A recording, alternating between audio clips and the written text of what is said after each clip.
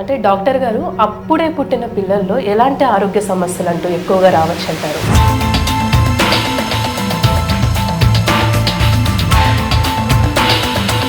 Delivery అయ్యే place కనుక నీట్గా లేకపోతే ఇన్ఫెక్షన్స్ సెప్సిస్ వచ్చే ఛాన్సెస్ ఉన్నాయి. ఇన్ఫెక్షన్స్ వచ్చిందంటే బేబీ డల్గా అయిపోతారు, ఫీడింగ్ సరిగ్గా తీసుకోరు అనమాట. సెకండ్ డే థర్డ్ డే నుంచి జాండీస్ స్టార్ట్ అవుతుంది.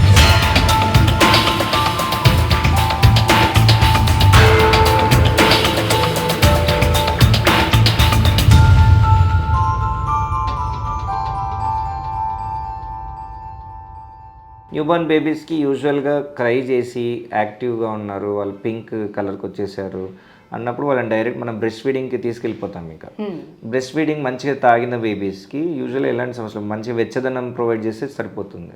గర్భాశయం అనేది మంచి ఇంక్యుబేటర్ లాంటిది బేబీకి.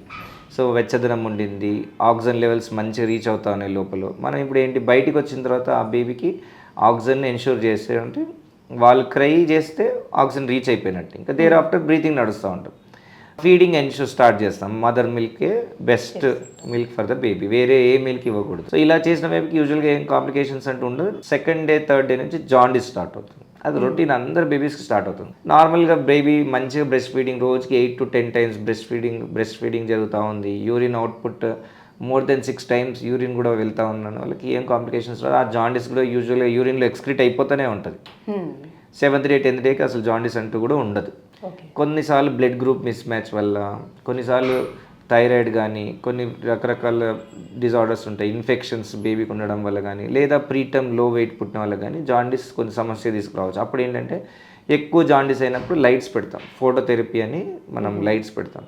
ఆ ఫోటోథెరపీ లైట్స్ పెడితే వాళ్ళకి తొందరగా జాండీస్ నుంచి రికవర్ వస్తుంది అనమాట. సో మెయిన్గా న్యూబార్న్ జాండీస్ ఒకటి సమస్య కామన్గా చూస్తూ ఉంటాం. సెప్సిస్ ఇన్ఫెక్షన్ అంటే పెరిఫెరీస్ ఏరియాలో కొంచెం డెలివరీ అయ్యే ప్లేస్ కనుక నీట్గా లేకపోతే ఇన్ఫెక్షన్స్ సెప్సిస్ వచ్చే ఛాన్సెస్ ఉన్నాయి. ఇన్ఫెక్షన్స్ వచ్చిందంటే బేబీ డల్గా అయిపోతారు, ఫీడింగ్ సరిగ్గా తీసుకోరు అనమాట. సో ఎనీ బేబీ మంచిగా పాలు తాగుతుందంటే హెల్దీగా ఉన్నట్టు. పాలు తాగడం మానేస్తున్నారు, సరిగ్గా తాగడం లేదు అంటే మాత్రం డెఫినెట్గా డౌట్ పడాల్సింది, చెకప్ చేయించాల్సి. అంటే డాక్టర్ అప్పుడే పుట్టిన పిల్లలకి మదర్ ఫీడింగ్ అంటే చాలా హెల్దీగా ఉంటారని అంటూ ఉంటారు.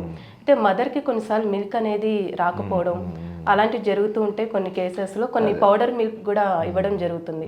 అది పిల్లలకి హార్మ్ చేయదండి, అంటే హెల్దీ? సో ఫస్ట్ డే వచ్చే కొన్ని డ్రాప్స్ ఆఫ్ మిల్క్ అయినా బేబీకి అది ఎనర్జీ లెవెల్స్ మీట్ అవుతాయి. సో వాటిని కొలెస్ట్రాల్ అంటాం. ఆ వచ్చే కొంచెం ఫ్యూ డ్రాప్స్ ఆఫ్ మిల్క్ అయినా కూడా మంచిది బేబీకి. So we should encourage. ఆ కొన్ని మిల్క్ అయినా తాగితే నడవచ్చు, ఏం కాదు. మన కడుపు నిండి అంత పాలు ఇవ్వాల్సినంత ఏం ఆలోచించాల్సిన అవసరం లేదు. ఆ వచ్చే కొన్ని డ్రాప్స్లోనే ఎనర్జీ లెవెల్స్ చాలా ఉంటాయి. అండ్ కొంచెం తక్కువ తాగినా 2 days తట్టుకునే కెపాసిటీ ఉంటుంది బేబీకి, ఇబ్బంది ఏమి ఉండదు. మనం తొందరపడి మనం ఈ పౌడర్ మిల్క్స్ స్టార్ట్ చేయడం వల్లే లేనిపోయిన కాంప్లికేషన్స్ ప్రాబ్లమ్స్ అన్నీ వచ్చేది. మదర్కి ఏమైనా డయాబెటీస్ ఉంది అంటే బేబీ షుగర్స్ లెవెల్స్ గురించి ఆలోచించాల్సి వస్తుంది. అప్పుడు డాక్టర్స్ని బట్టి డెసిషన్ తీసుకోవాల్సి వస్తుంది. అంతేకాని సెల్ఫ్ డెసిషన్ తీసుకొని సరిపోలేదు అని చెప్పి ఎక్కువ మంది ఫార్ములా ఇచ్చే డెసిషన్ తీసుకుంటూ ఉంటారు. ఫార్ములాస్ అంటే కూడా ఆవు పాల నుంచి తయారవుతాయి అవి. సో ఆవు పాలు ఆవుకి ఇవ్వాలి.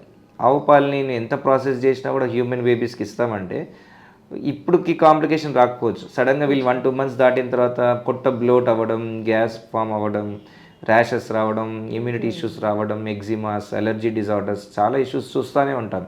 సో వాళ్ళకి ఏంటంటే ఫస్ట్లో ఏమి ఇష్యూ లేదు, ఈ టైంలో ఉన్న గండం గట్టెక్కారు కదా అనుకొని వాళ్ళు ఇంకా ఇస్తూనే ఉంటారు. అది కాస్త ఫ్యూచర్లో కాంప్లికేషన్స్ వస్తాయి. అందుకే ఇవ్వకూడదు.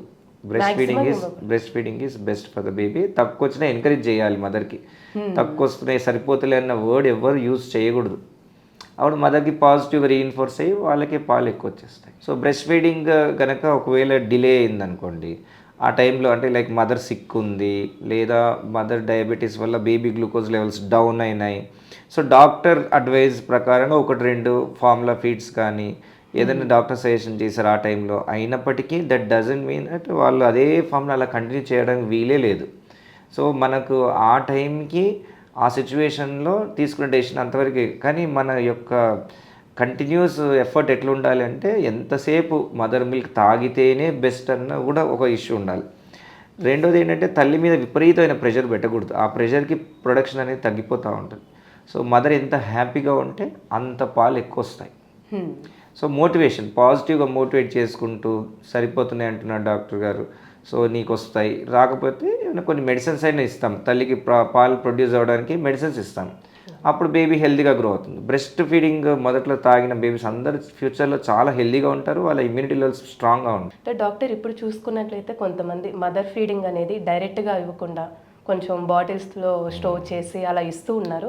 అది ఎంతవరకు కరెక్ట్? ఈ ఎక్స్ప్రెస్ చేసే మిల్క్ అయినా, తల్లి పాలు ఎక్స్ప్రెస్ చేసిన మిల్క్స్ మనం ఉగ్గు గిన్నెతో ఇనిషియల్గా కొద్దిగా అవసరం ఉన్నప్పుడు ఉగ్గు గిన్నెతో ఇస్తే యూజువల్గా ఆ ఫీడింగ్ వల్ల మనకి ఏ ఇబ్బంది ఉండదు.